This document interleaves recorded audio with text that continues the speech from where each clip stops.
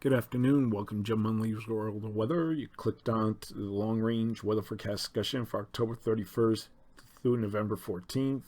First, going to take a look at Hurricane Zeta, and it's currently, here's current position, 27.9 north, 91.1 west. Maximum sustained winds are near 100 miles per hour, and it's a Cat 2. Movement is towards the north-northeast. It's starting to pick up by the trough in the center of the nation, and it's moving towards the northeast faster now at 20 miles per hour. This is the cone of uncertainty, but again, don't focus on the cone itself because you can go to the right or to the left of the center. This is the what do I want to put on here? All right, we'll do rainfall amounts. This is for day 1. We have heavy rain spreading into the mid-Atlantic. Well, I'm going to back up a little bit. We're going to do it for the next 6 hours. It's where the heaviest rain will be. We have some, looks like, I don't know, orangey color, like 5 inches, maybe close to 6 inches in this area. Then it spreads on to the north. Then I said we already did day 1. Then we'll look at day 2.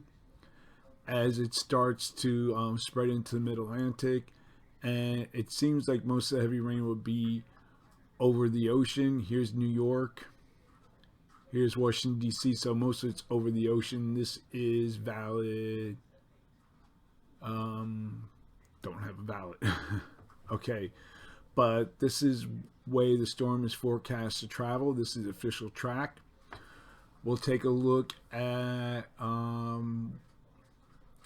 latest satellite.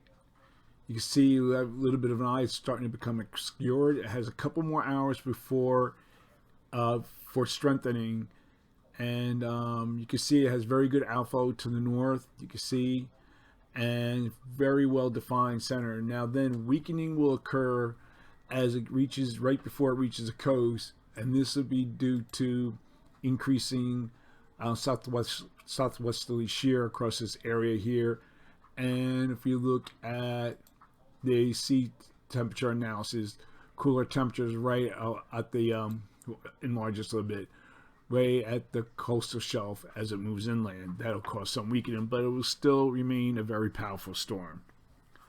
Okay. Okay, we'll get to the forecast now. This is for the period for October 31st to November 1st. Here we have the 31st. Below normal heights are forecast over Alaska to Greenland across the northern latitudes, and that extends into the northeast.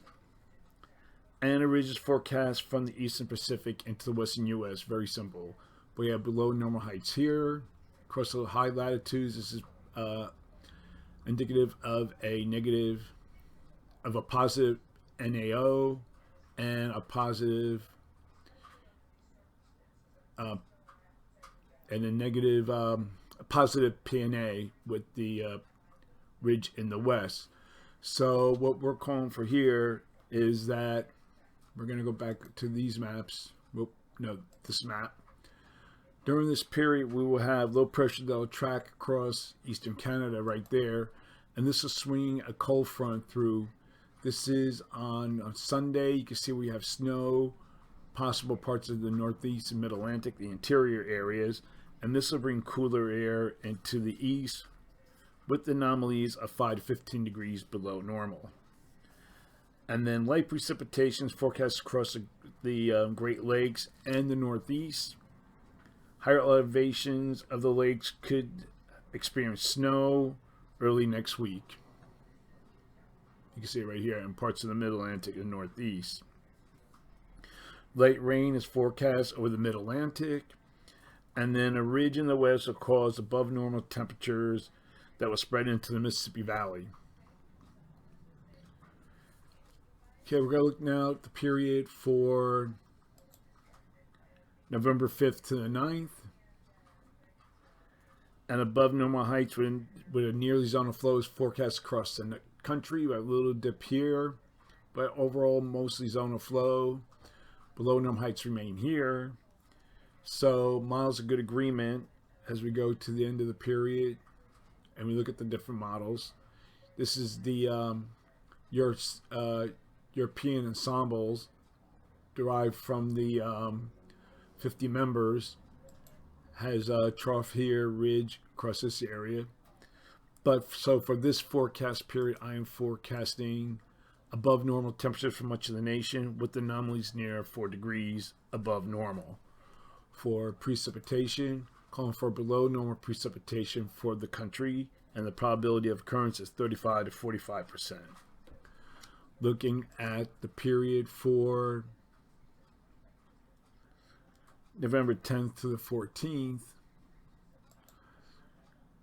now the models are indicating a trough here in the west, ridge in the east, also have a ridge here, and the negative height anomalies not as widespread as they were before, but still below normal heights across Greenland.